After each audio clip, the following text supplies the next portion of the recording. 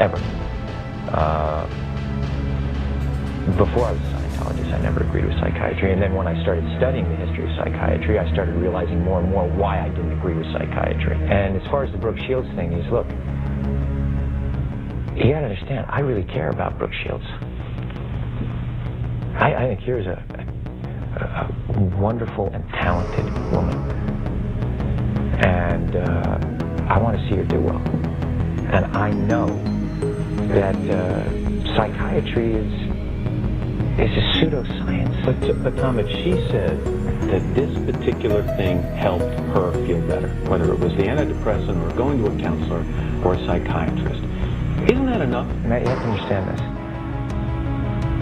Here we are today, where I talk out against drugs and psychiatric abuses of electric shocking people, okay, against their will, of drugging children with them not knowing the effects of these drugs. Do you know what Adderall is? Do you know Ritalin? Do you know now that Ritalin is a street drug? Do you understand that? The difference is, Matt, I'm asking you a question. Matt, I'm asking you a question. I understand there's abuse of all of these things. No, you see, here's the problem. You don't know the history of psychiatry. I do. Aren't there examples, and might not Brooke Shields be an example of someone who benefited from one of those drugs? All it does is mask the problem, Matt. And if you understand the history of it, it masks the problem. That's what it does. That's all it does. You're not getting to the reason why. There is no such thing as a chemical imbalance. So postpartum depression to you is kind of a little psychological gobbledygook? No, I did not say that. I'm just asking, what would you call it? Matt, that is the now you're talking about two different things. But that's what she went on the antidepressant for. But what happens, the antidepressant, all it does is mask the problem. There's ways of vitamins and through exercise and various things. I'm not saying that isn't real. That's not what I'm saying. That's an alteration of what I'm saying. I'm saying that drugs aren't the answer. That these drugs are very dangerous. They're mind-altering, antipsychotic drugs. And there are ways of doing it without that, so that we don't end up in a brave new world. The thing that I'm saying about Brooke is that there's misinformation, okay? And she doesn't understand the history of psychiatry. She doesn't understand in the same way that you don't understand it, man. But a little bit what you're saying, Tom, is you say you want people to do well, but you want them to do well by taking the road that you approve of, as opposed to a road that may work for them. No, not. Well, if antidepressants work for Brooke Shields, why isn't that okay? I disagree with it.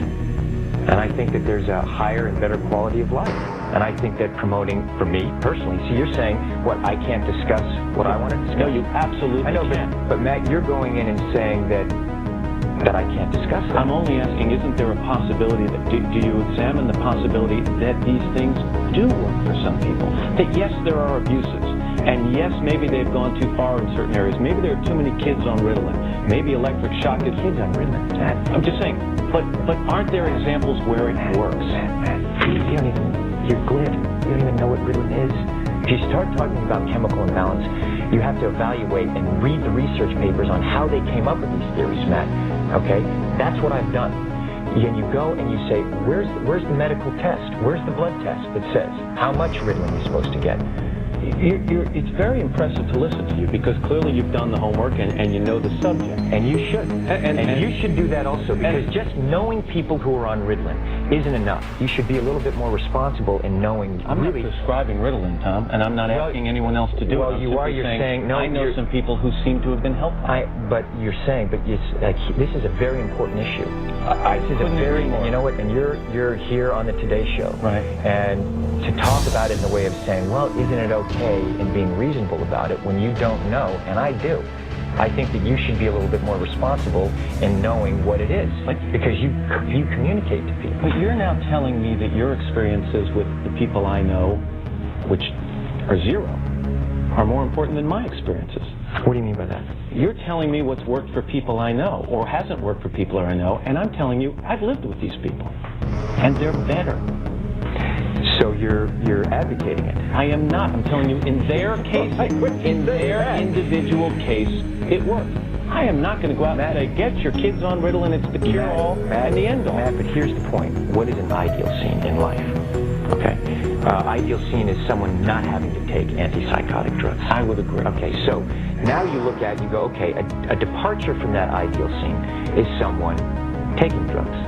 Okay, and then you go, okay, what is the theory and the science behind that justifies that? Let me take this more general, because I think you and I could go around in circles on this for a while, and I respect your opinion on it. Do you want more people to understand Scientology? Would that be a goal of yours? You know what? Absolutely, of course. You know, how do you go about that? You just communicate about it. And the important thing is, like, you and I talk about it, whether it's, look, if I want to know something, I go and find out. Because I don't talk about things that I don't understand. I'll say, you know what? I'm not so sure about that. I'll go find more information about it, so I can come to an opinion based on the information that I have. You're so passionate about it. And I'm passionate about learning. I'm passionate about life, man. They are a group of conspirators who have been seizing governments all over the world. I don't care what they call themselves.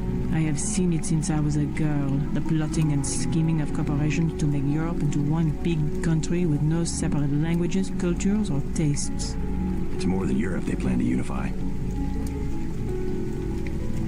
I think the government made the plague on purpose to get rid of the population growth. Just answer the question. Don't believe me? It's all in the numbers.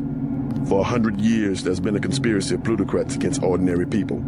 You have a single fact to back that up. Number one, in 1945, corporations paid 50% of federal taxes. Now they pay about 5%. Number two, in 1900, 90% of Americans were self-employed. Now it's about 2%. So? It's called consolidation. Strengthen governments and corporations, weaken individuals.